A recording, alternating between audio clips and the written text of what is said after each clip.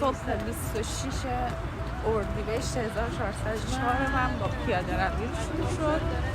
اومدم لاهیجان،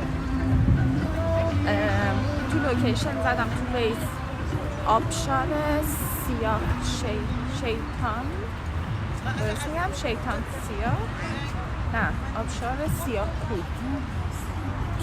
کوه لاهیجان، نه ببخشید آبشار شیطان کوه لاهیجان. آبشار شیطان کوه لاهیجان. بعد اینجا رو زد، همون کوه معروفه که روش لاهیجان نوشته اینجا بود. اینجا هم یه دریاچه مثل دریاچه چیتگر ما تو تهران که همه دورش حالا پیاده روی میکنن یا قدم میزنن یا میدوئن و ورزش میکنن. حالا دنبال یه جا که صبحانه بخورم، صبحانه هنوز نخوردم.